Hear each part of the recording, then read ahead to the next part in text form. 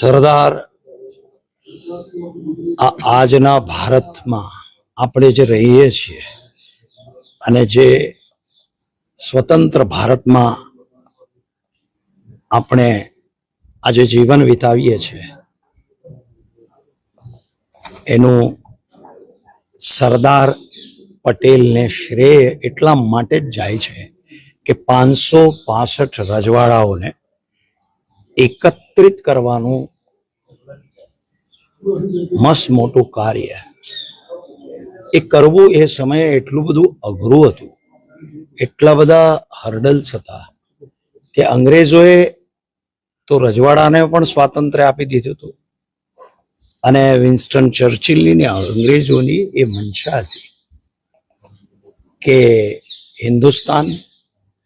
નહીં, આખું પાકિસ્તાન, પ્રિન્સિસ્તાન અને જે બચે એ હિન્દુસ્તાન, એટલે હિન્દુસ્તાનના 200 ટુકડા કરવાનું ષડયંત્ર અંગ્રેજોનું હતું. પણ વિશ્વની અંદર 565 રજવાડાઓને મનાવી એમની સાથે વાતચીત કરી અને અખંડ ભારત સમૃદ્ધ કેવી રીતે થાય અને ભારત એકત્રિતપણે કેવી રીતે બધા રજવાડો અલગ અલગ ન થાય અને કેવી રીતે પ્રજાતંત્ર સ્થાપિત થાય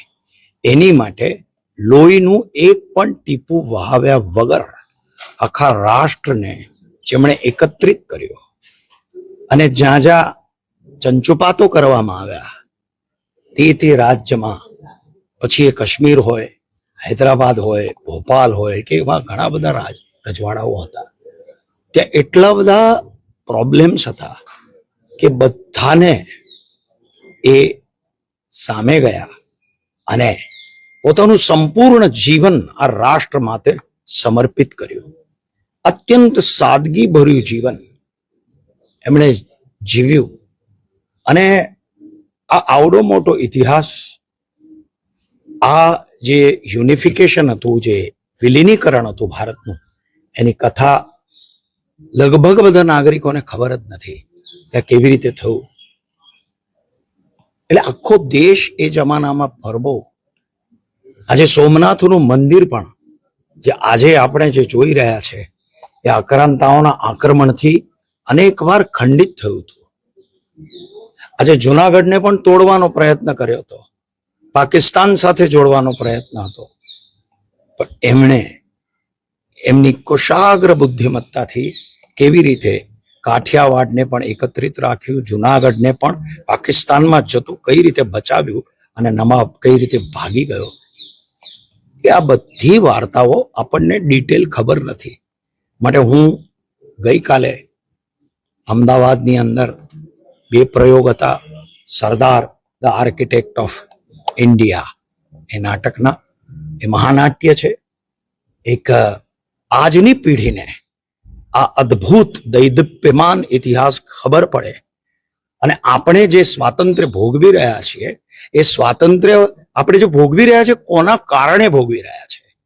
એ સરદાર પટેલના કારણે. અને જ્યારે અહીંયા આવ્યો હોઉં, હું તો અહીંયા આવી ગયો છું, પણ અમારા મિત્ર અને અહીંયાના સાંસદ નીતેશભાઈ પટેલને મળ્યો અને પછી એમણે પણ મને કહ્યું કે તમે અહીંયા સુધી આવ્યા છો,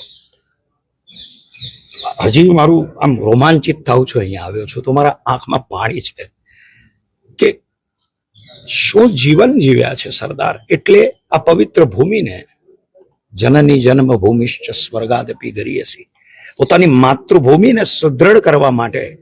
જેમણે પોતાનું સર્વસ્વ સર્વ જીવન અર્પિત કર્યું એવા સરદારના મૂળ ઘરમાં આવવું, અહીંયા વંદન કરવું એ બહુ જ આવશ્યક હતું. એટલે માટે આજે આ પવિત્ર સ્થાનને ભેટ આપવા માટે હું મારા મિત્ર મિતેશભાઈ પટેલ, અહીંયાના બહુ જ લોકપ્રિય સાંસદ છે અને પ્રજા માટે તત્પર છે, આ જ ભૂમિમાં એ જન્મ્યા છે, આ જ એમની કર્મભૂમિ છે, એટલે હું અહીંયા આવ્યો છું સરદાર પટેલને નમન કરવા, એમની સ્મૃતિને નમન કરવા અને આ જન્મભૂમિની ચરણરજ મારા માથે ચઢાવવા માટે આવ્યો છું કે જે મહાપુરુષનો અહીંયા જન્મ થયો, જો એટલા માટે જ અહીંયા આવ્યો છું, આ ચરણ રજ મારા માથે ચઢાવવા માટે. જય હિન્દ, વંદે માતરમ, જય સરદાર.